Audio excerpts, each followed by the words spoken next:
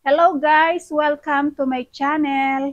So ngayon ang i-share ko sa inyo yung order ng aking client. O-order siya ng isang bedsheet queen, isang kumot, then 6 na pirasong pundang large. So ituturo ko sa inyo kung paano yung pagkakat ko. Ito yung napili niyang tela, Hello Kitty, Canadian yung gamit kong tela. So sa kumot, 2.5 yards yung ikakat natin. Ang benta ko sa kanya ng isang kumot, standard size na yon hanggang queen size, 250. So, ito yun, 2.5 yards. Kasya na kahit 4 na tao, 2.5 yards.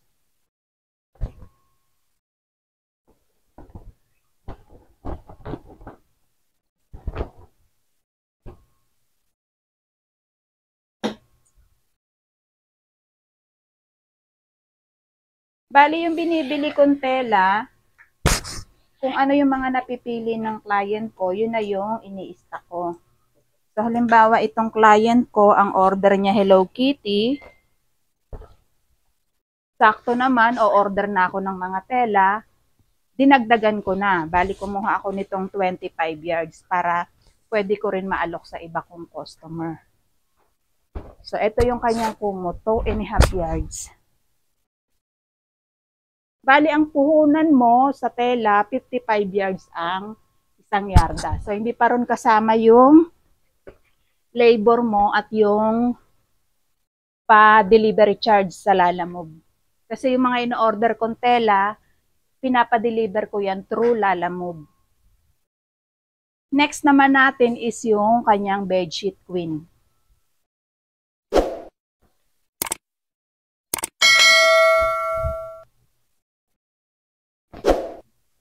₱96 with yung tela.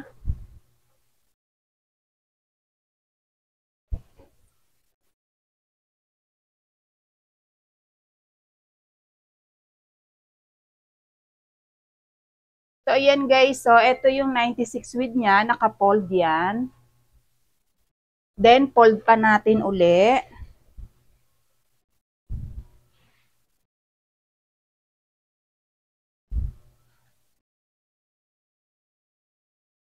Yung 60 inches, i-divide lang natin yung sa dalawa. Bali, 30 inches. Yung queen size. Plus, mag-a-add tayo ng 9 inches kabilaan para dun sa lapad ng foam. Pwede yon 4 inches ang kapal ng foam niya hanggang 6 inches. So, ayan, yung 60 inches, divide natin sa 2 dahil naka-fold, 30 plus 9 inches yung sa kapal. Dagdag pa tayo.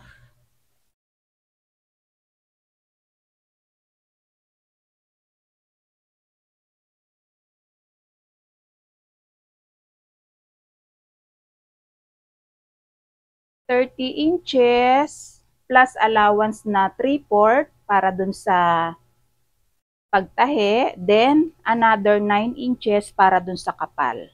So, yan. Bali, ang kailangan natin ay 40 inches. 39.5.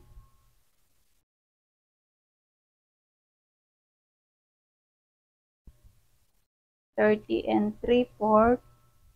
O, bali 40.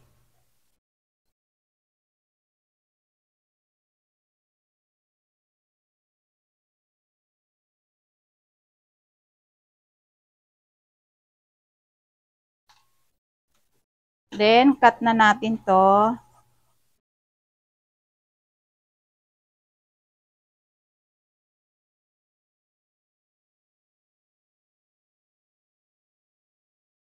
Pagpantayin lang natin tong mga dulo para pagkakinat natin ay pantay yung allowance niya dun sa 4 na corner.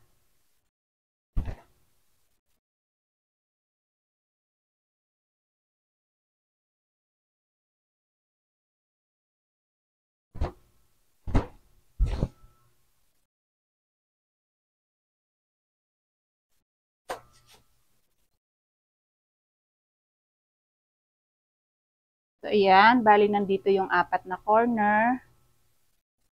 Dito yung naka-fold. Ayan. Simula dito, sukat tayo ng yung 75 inches natin, yung haba ng foam, i-divide mo sa dalawa, bali 37.5. Mag-add ka ng allowance na 3/4, magiging 38 and 1/4. Marking ka doon. Then, dito naman sa taas, sukat tayo ng yung 60 inches, divide natin sa dalawa, magiging 30. 30 plus 3/4. 30 and 3/4. Ito na yung ating mamarkingan.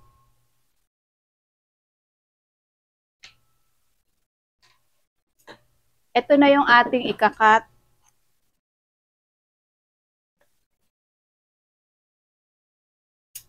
Ayan guys. So yung mga retaso, lagi ko sinasabi, huwag niyong itatapon kasi pwede natin gawing pot holder, pencil case, or yung mga retasong punda.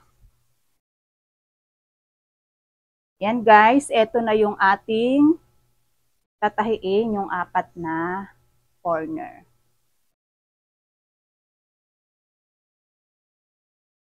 Ayan guys.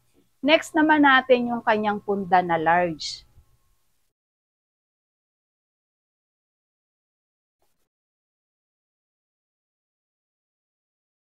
Sa punda naman, ganun ulit guys. Hayaan lang natin naka-fold yung 96 width. Ayan, naka-fold. Then, fold ulit natin. With zipper yung gusto ni client.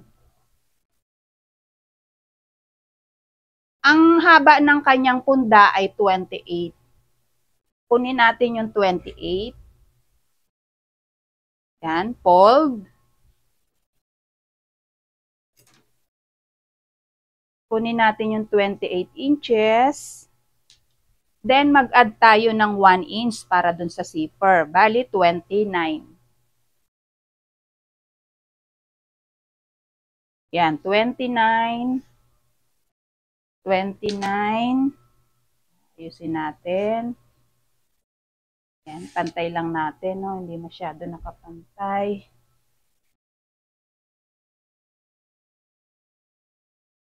Yan, 29 inch.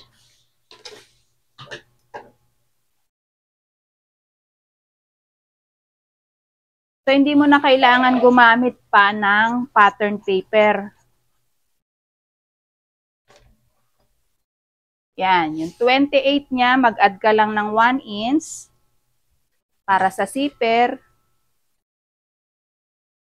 Kabilaan na yun, 1 inch kasi nakafold to. Yan, pagpantayin lang natin to para pagka nag-cut, nakapantay siya. Yan.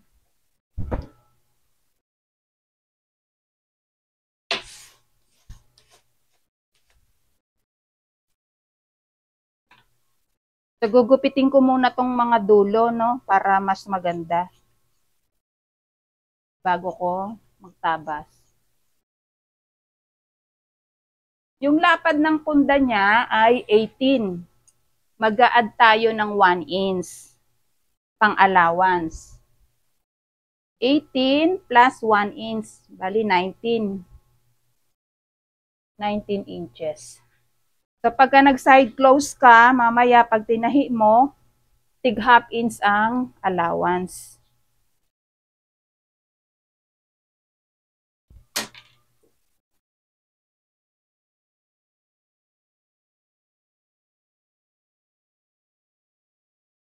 Ayan guys, ito naman ngayon ang gagamitin natin pang pattern dito.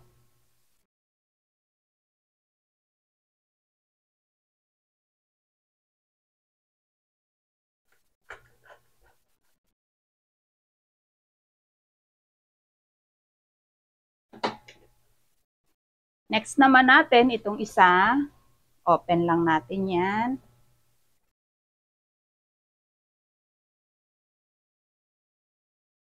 So, yung sukat niya, bitin na para sa 19 inches, kaya itong sobrang isa, gagawin na lang nating medium size. So, sa isang cut, ng tela na pangpunda, makakagawa ka ng 5 piraso. So, ang nagawa ko ay 4 na pirasong large, 50 pesos ang benta ko isa. Then, ito namang sobra niya, hindi na kayang pang large, kaya gagawin na lang natin medium. So, ang medium, ang benta ko ay 35 pesos. Bali, kung mabebenta mo to, may 235 pesos ka. So, sa puhunan, check natin.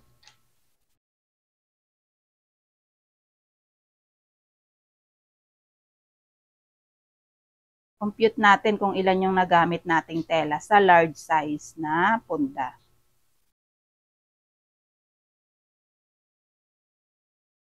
Bali, 29 times natin sa dalawa kasi naka-fold siya.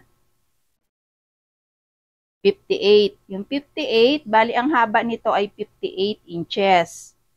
So, divide natin sa 36 per yard. So, 1.6 ang telang magagamit mo para sa large.